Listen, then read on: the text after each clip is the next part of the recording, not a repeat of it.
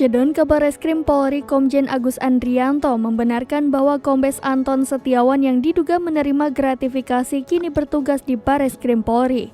Sebelumnya nama Kombes Anton Setiawan disorot karena diduga menerima gratifikasi dan pemerasan proyek pembangunan infrastruktur Dinas PUPR Kabupaten Musi Banyu Asin tahun 2019.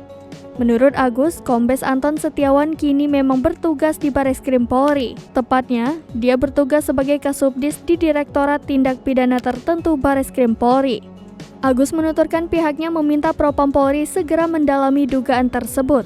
Namun begitu, dia enggan menanggapi soal tudingan Bareskrim melindungi Kombes Anton Setiawan.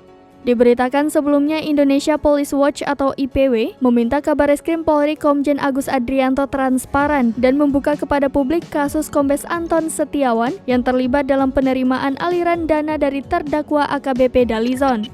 Kombes Anton Setiawan disebut terlibat dalam penerimaan kasus gratifikasi dan pemerasan proyek pembangunan infrastruktur Dinas PUPR Kabupaten Musi Banyu Asin tahun 2019. Selain itu, tukar tambah mobil 300 juta rupiah, membeli 1 unit mobil sedan Honda Civic 400 juta rupiah, termasuk tabungan dan deposito rekening istri terdakwa senilai 1,4 miliar rupiah.